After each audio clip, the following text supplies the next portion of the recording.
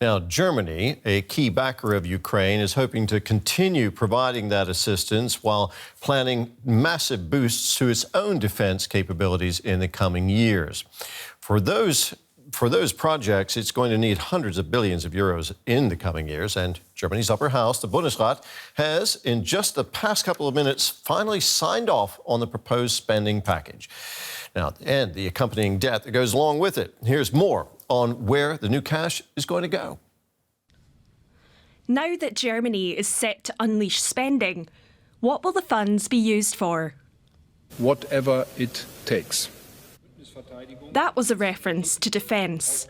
New military spending will go to civil protection, IT security, intelligence, and aid for illegally attacked states, a clear commitment to financial support for Ukraine. Germany's defence minister is adamant that Berlin has to step up.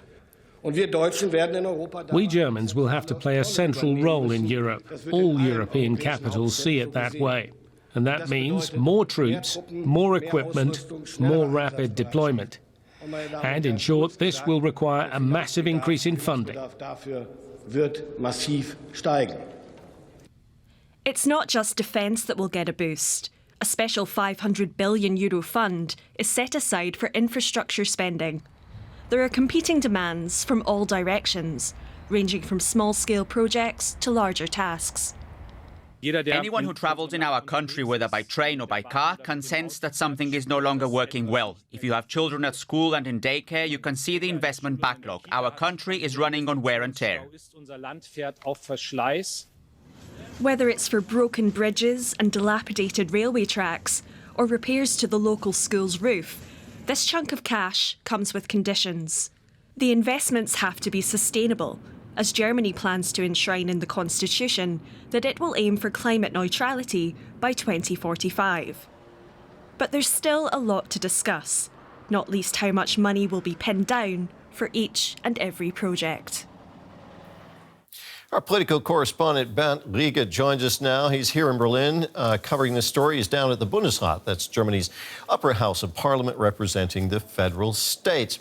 Bernd, the Bundesrat has just approved those huge defense and infrastructure spending packages. That was the final legislative hurdle. What happens now?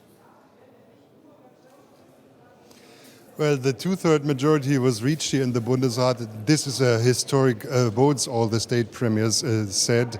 It's a historic week, actually, after the first chamber, also the second chamber, agreed now to alter the constitution to have an unprecedented mountain of money, a mountain of debt, up to 1 trillion euros over the next 12 years. And now the president of the republic has to sign this alteration of the constitution into law, and then in theory you could start spending, but there are still coalition talks going on to form a new government between the Conservatives and the Social Democrats. The new government should be in place shortly after Easter, so in 4 weeks' time, and then the discussion how to spend the money will start sincerely, because there are also state reforms necessary, also cutting back red tape is necessary to really have an impact, but today the clear signal was sent to friends and foes that Germany is making decisions quickly and is back on the stage, actually. Bernd, walk us through some of the details of these packages. What are they designed to do exactly? Well, the package consists of two parts, actually. The one part is lifting the so-called debt brake restrictions in the Constitution, and now the next government can spend almost unlimited funds on the army, on defense expenses. This is also unprecedented, unheard of. And the second part is a 500 billion extra fund, an extra credit line to invest in infrastructure and also climate protection. And 100 billion of this money will go to the states, to the 16 states in Germany. And that's why the states actually had no problem to agree today, because also they get money, and it Also, the debt brake for the states will be lifted. So all in all, a huge package that is unheard of.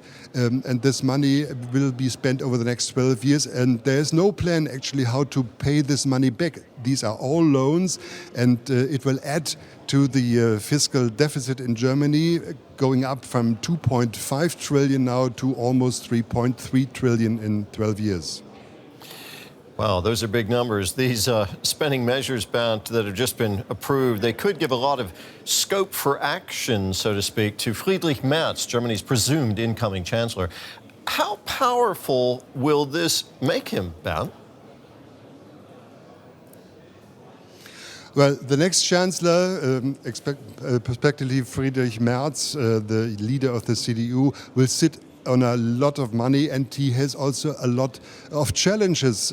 This money is there to meet all these geopolitical changes he has to cope with, and it will not be easy because he also has to spend money in Germany to convince Germans to take out all these debt in the next years. And there are also already desires coming from Europe, from the European Union, that Germany should take over also a lot of the debt that is now due in Europe to finance 800 billion new defense spending. So the Chancellor will have a lot of challenges and a lot of questions to answer in the coming months. Bernd, thank you very much. That was our correspondent Bernd Riegert at the Bundesrat.